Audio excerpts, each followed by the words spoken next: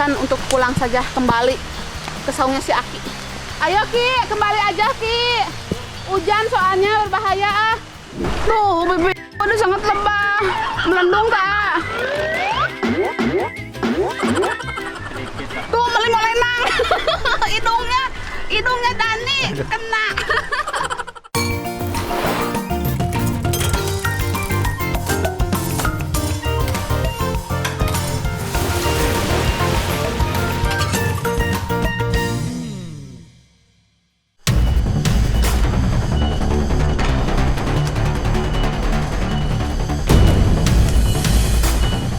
Sadayana, sudah sejak lama emak ingin bertualang ke puncak hutan Lebak Picung, Desa Kersaratu, Sidamulih, Pangandaran ini.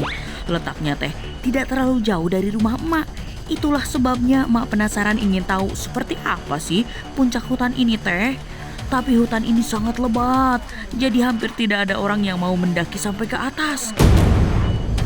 Karena itu emak ajak si Aki yang sudah pernah sampai ke puncak. Tapi itu juga dulu 20 tahun lalu. Rencananya hari ini mau ke puncak gunung.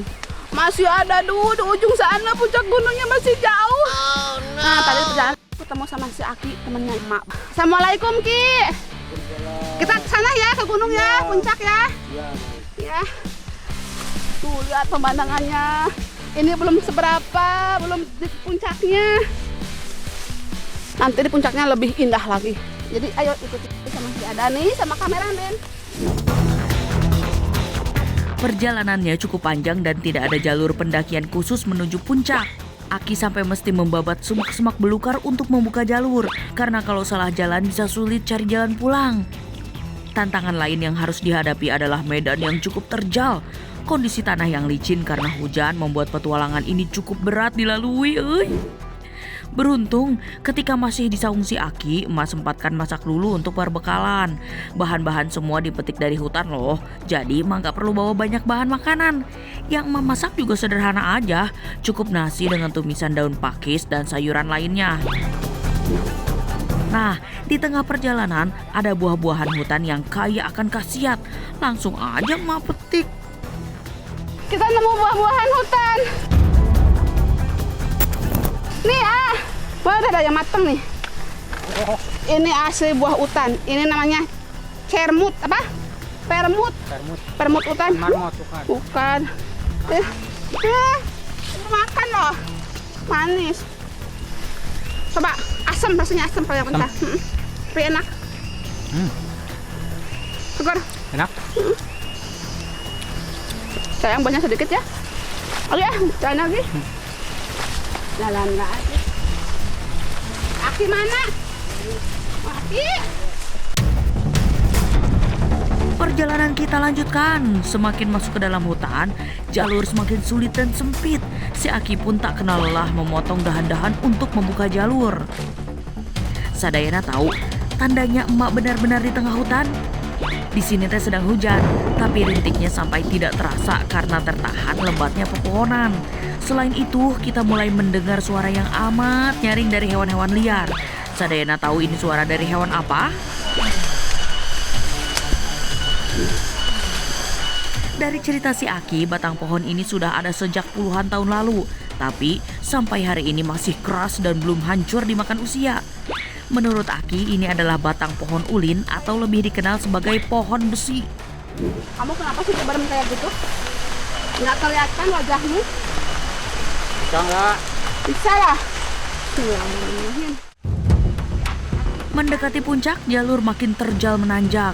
Hujan makin deras, artinya jalur makin licin untuk dijadikan pijakan. Kabut yang turun juga membuat perjalanan ini jadi cukup beresiko jika diteruskan.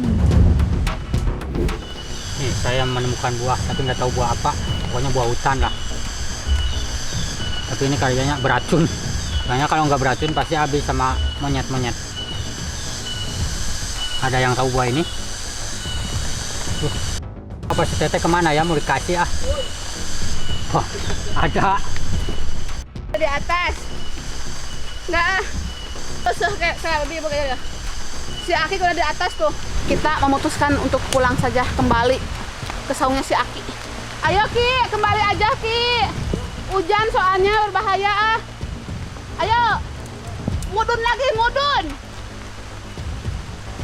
Perjalanan kita udah 1 jam lebih, masih belum nyampe untuk ke pucuk. Berhenti di tengah-tengah jalan. Sedih, tapi mau gimana lagi? Cuacanya kayak gini, nggak mendukung. Tuh, bibir udah sangat lebah, melendung tak? Tuh, melimau-lenang. hidungnya Dani kena. Aduh. Udah, sekarang kita makannya di sini aja ya. Makanan yang sederhana ini jadi sangat spesial saat badan sedang lelah, lapar dan dingin. Kita dari rumah cuma bawa nasi doang. Nasi liwet dan sayurannya tadi ada nih. Metik di hutan lah, seger, masih seger banget. Di situasi seperti ini teh penting sekali untuk menjaga perut tetap terisi. Mak, Adani, dan Aki sampai makan dengan sangat lahap. Nasi liwet dan tumis ini rasanya nikmat sekali Sadayana. Habis naik gunung, turun gunung, duh capek banget, lapar. Walaupun sederhana, tapi makannya luar biasa ya Pak. Nikmat banget pokoknya. Sedap. Sama sayuran yang mendadak kita petik. Bukan di kebun, di hutan. Nah Sadayana, sekarang Emak mau kasih trik yang bisa berguna ketika Sadayana berada di tengah hutan. Yakni cara masak telur tanpa minyak dan tanpa wajan. Cukup pakai kompor alami yang Emak namakan kompor genteng. Tonton sampai habis ya. Sadayana cukup cari batang pohon yang mudah dibelah. Kemudian belah batang tersebut jadi 2 bagian sama panjang. Lalu lubangi di kedua ujung sisinya untuk menancapkan tungku. Taruh kedua batang secara berjejer seperti ini ya. Jangan lupa untuk bikin sedikit galian untuk tempat pembakaran di bawahnya. Sekarang tinggal taruh 2 buah genteng tanah di atasnya. Sekarang Emak siap uji coba kompor genteng ini. Kita akan memanaskan genteng ini sampai benar-benar panas. Nah, untuk bahan bakarnya cukup pakai daun-daun pisang yang sudah kering dan ranting-ranting pohon. Sepertinya ini sudah sangat panas. Simpan dulu daun pisang untuk alasnya supaya nanti telurnya tidak kotor. Karena kompor genteng ini tidak memiliki cekungan layaknya wajan, jadi telurnya menyebar secara tidak merata tuh. Emak jadi mesti tahan cairan telurnya agar tidak tumpah ke bawah deh. Ya, ini daunnya kurang besar, jadi melebar kemana-mana. Kita akan tambahkan garam sedikit biar rasanya tuh enak. Cara Emak ini teh bisa banget Sadayana tiru, jaminan anti gagal. Ini buktinya, telurnya sudah matang. Ini bukan gosong ya, tapi ini daun yang menempel. Daunnya ini kering. Tuh lihat garing banget kan telurnya? Ini pasti enak banget nih. Sepertinya ini sudah matang, kita angkat saja. Emak mau masak lagi ya untuk telur berikutnya. Semoga hasilnya lebih bagus dari sebelumnya ya. Tuh kan, nggak kalah dah dengan telur yang dimasak di kompor dapur. Di hutan tetap bisa makan telur ceplok deh. Bisa jadi sumber tenaga selama bertualang di hutan nih. Kreatif kan trik dari Emak ini. Semoga bermanfaat ya.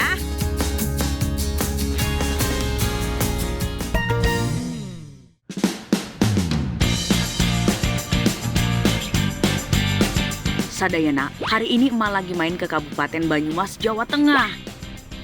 Tah, hari ini teh Emak kebagian tugas nganter pesanan hasil panen sayur ke pasar.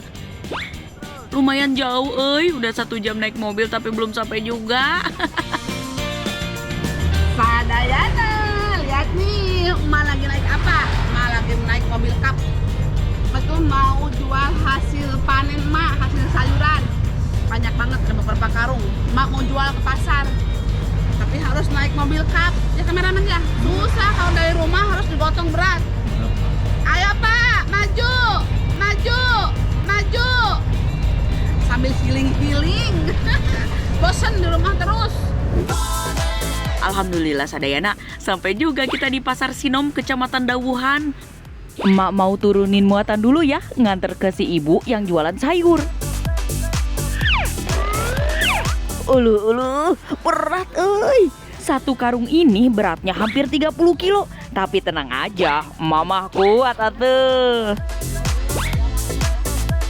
Ayo, masih banyak pesanan ini yang harus diantar. Biasanya mah ini kerjaan si Mamang, tapi berhubung si Mamangnya lagi sakit, jadi emak yang gantiin. Ini Bu, udah semua pesanannya ya? Oh iya, pesanan saya mana? Kapulaganya? Oh, belum ada yang ngirim Bu? Belum. Oh ya udah, nanti Emak ngirim setelah habis. Oh iya, besok saya kirim ya. Sini kirim saya ya. Oh iya. Iya, Makasih Bu. Ya, sama-sama.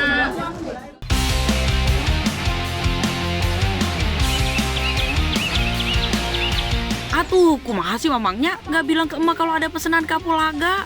Emak jadi nggak enak sama ibu di pasar tadi. Mumpung masih siang, emak mau cari kapulaga pesanan ibu pasar tadi ah. Alhamdulillah ada si Mbak Marni yang mau nemenin emak ke kebun kapulaga. Nah, kayak gini nih yang namanya kebun kapulaga. Tempatnya nyusup-nyusup di antara pepohonan tinggi di atas bukit. Ini kameramen. Sini. Nah, ini dia yang Emak cari, kapulaga yang tadi dipesan sama si ibu di pasar. Ini kan kita ambilnya yang tua ya, Mak. Tuh, sekarang Emak mau nyobain. Rasanya kapulaga yang merah tuh sama nggak kayak kapulaga yang putih? Kalau kapulaga yang putih mah rasanya tuh anget, kalau dimakan tuh anget bijinya. Mak mau nyobain yang warna merah, sama nggak?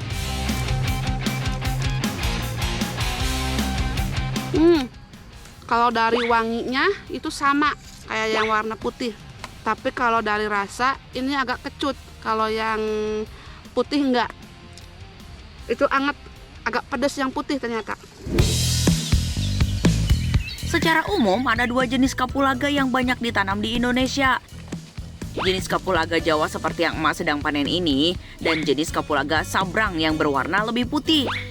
Biasanya mah kapulaga teh dipakai untuk campuran bumbu rempah masakan Nusantara. Ada juga yang memanfaatkannya sebagai campuran jamu. Tanaman ini teh sebenarnya masih masuk ke suku jahe-jahean dan punya banyak khasiat kesehatan. Bagian rimpang yang tumbuh di bagian bawah tanah inilah yang biasa dikeringkan untuk dijual ke pasar. Wah, berhubung banyak nih dapatnya, mah jadi kepengen bikin sesuatu pakai kapulaga. Kita bikin kue enak kali ya. Jarang-jarang kan dengar kue tradisional dari bahan kapulaga. Mak harus nganterin ke pasar nih. Aduh. Ya udah, gini aja Mbak. Mbak langsung tunggu aja di sana. Ini nggak usah dituntak, kita bikin kue. Ya, Mak yang ke pasar ya. Jadi Mbak pulang duluan aja. Oke? Ya, tunggu di sana ya Mbak ya. Akhirnya urusan pasar beres juga, euy. Sekarang kita lanjut ke bagian favorit emak, yaitu masak. Nih, si ibu udah nyiapin bahan-bahan untuk kue celorot khas Jawa Tengah. Ada kelapa untuk membuat santan, ada tepung beras, tepung tapioka, garam, dan gula Jawa. Mbak mau kelapa aja ya. Emak yang ngurus kapulaga kalau di mama yang teh kapol. Kameramen kapol. Kapulaga sama kapol. Sekarang emak mau ngupasin dulu kulitnya. Yang emak ambil itu bijinya. Nah, seperti ini.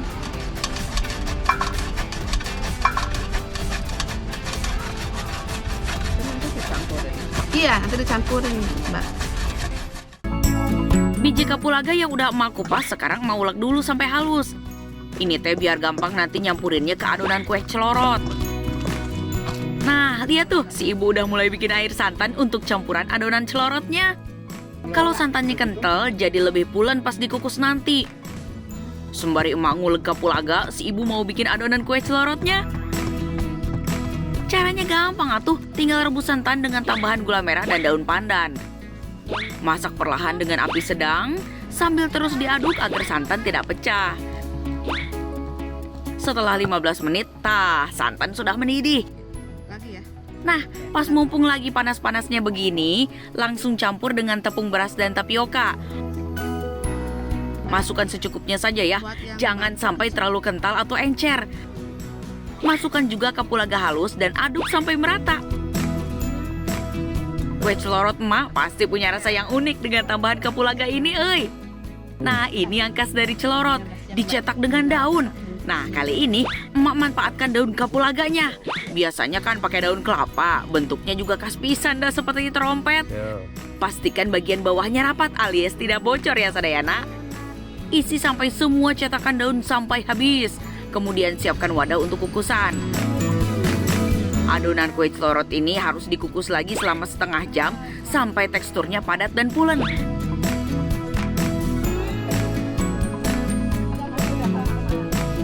Alhamdulillah, kue celorot kapulaga buatan emak jadi. Baunya wangi pisan euy. Ayo sok cobain. Emak udah penasaran banget juga nih sama rasanya. Ayo kita makan. Alhamdulillah, enak pisan. Rasanya mantep dan manisnya pas. Tambahan kapulaganya sangat bermanfaat untuk kesehatan loh. Selain bisa mengobati masalah mulut dan gigi berlubang, kapulaga juga bisa membantu menurunkan tekanan darah. Hayu atuh dicoba resep kue celorot kapulaga kreasi emak. Jaminan raos pisan euy.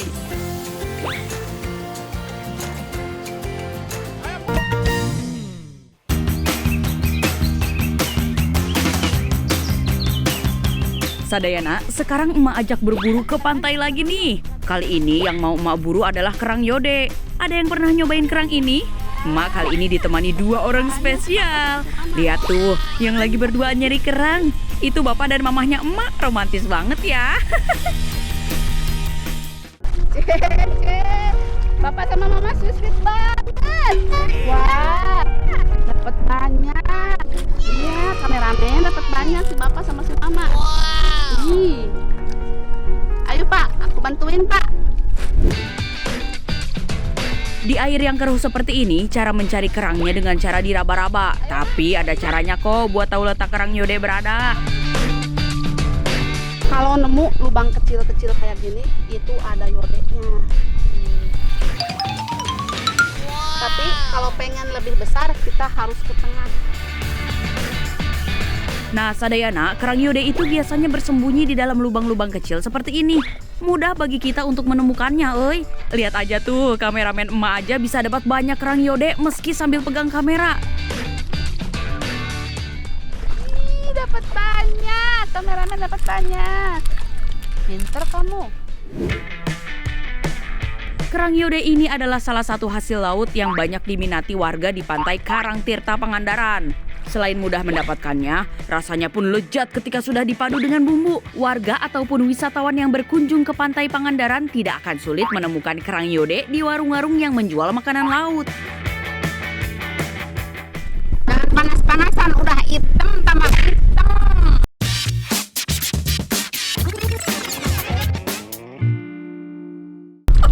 Hitam juga anakmu, Mak.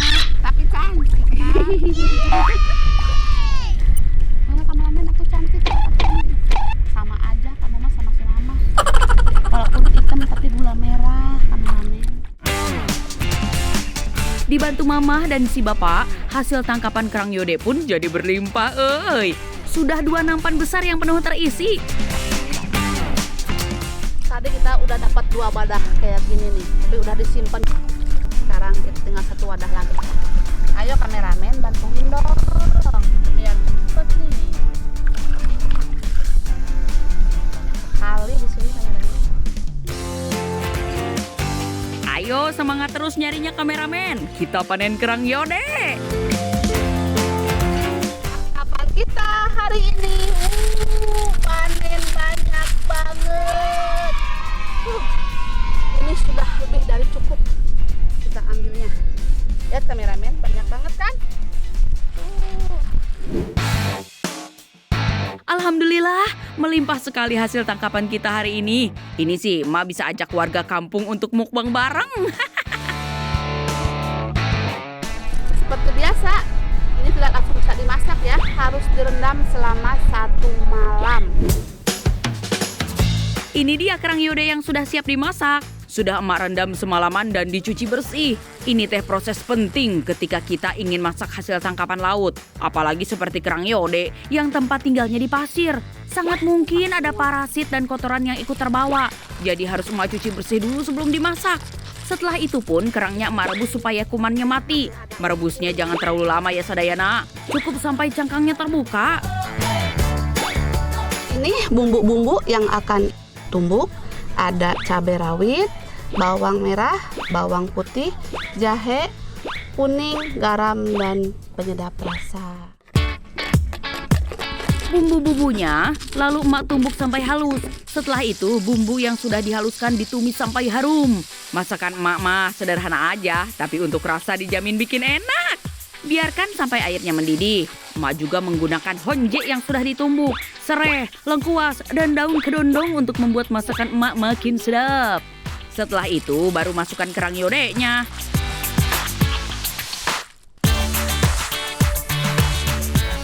Ini udah matang, sekarang kita tinggal angkat.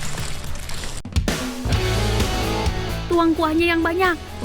Mantap pisan euy. Sekarang mau cicipin seperti apa rasanya.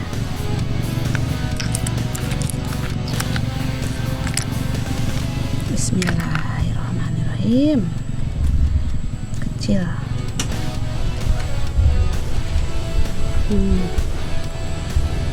Rasanya sama seperti totok, tapi bedanya ini agak kecil. Emang kecil-kecil banget ya, bukan agak kecil lagi.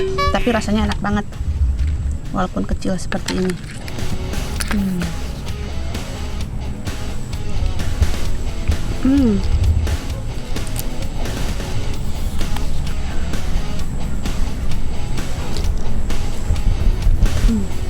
Kalau makan ini teh kayak makan kuaci, kecil-kecil soalnya. Ini mah cocoknya sambil nyantai, nonton TV sama keluarga tuh cocok banget makan ini. Sekarang mau cobain kuahnya. Kuahnya segar banget. Masakan berbahan kerang memang nggak pernah gagal. Selalu saja nikmat buat emak-emak. Mantap surantap.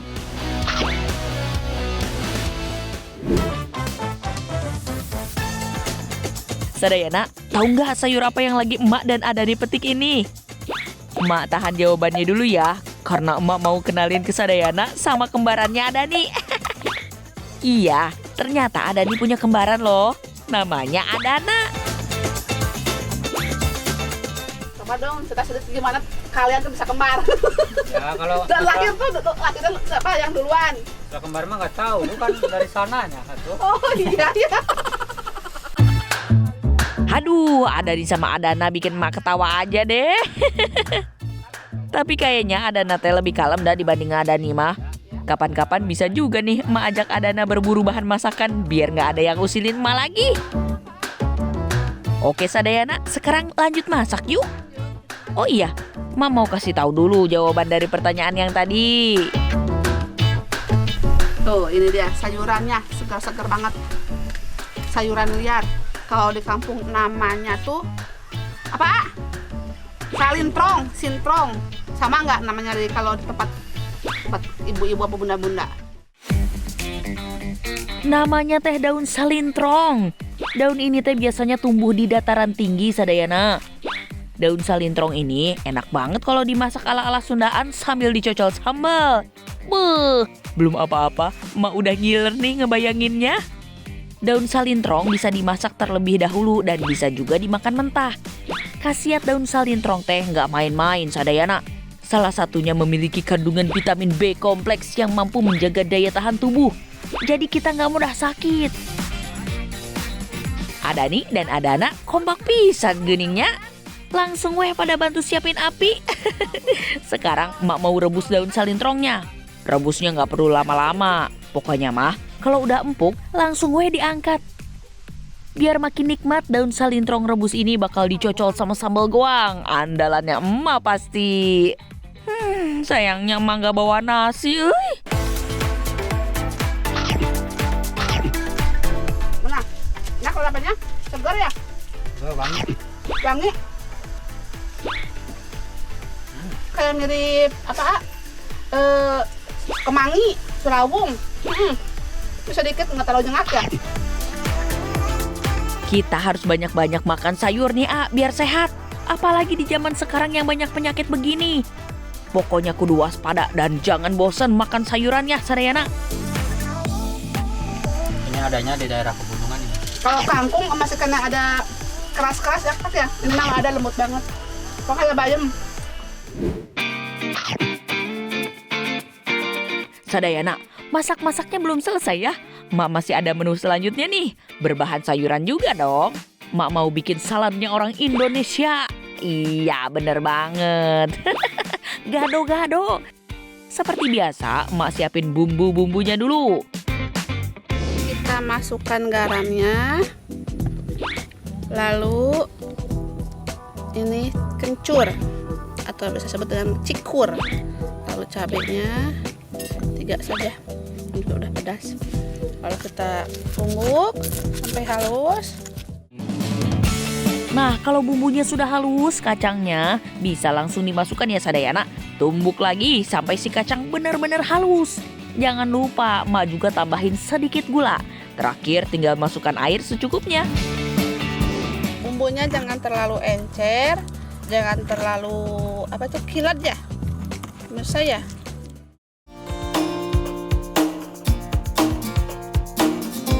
Sadayana, udah tahu belum kalau kata gado-gado teh berasal dari bahasa Portugis yang artinya campur-campur? Iya sih, memang sayurnya teh campur-campur pisan. Kacang panjang, ini ada kangkung, ada walu yang sudah diiris, ini ada kol, dan ditambahkan kentang yang sudah direbus. Bisa pakai telur, bisa pakai kupat. Sekarang masukkan semua sayur ke cobek yang berisi bumbu kacang ya. Aduk-aduk sampai semuanya tercampur rata ya. Gado-gado ala emak enak sudah jadi. Nikmat pisan buat makan siang mah. Nah, biasanya di warung-warung makan teh kalau jual gado-gado pasti jual karedok juga kan?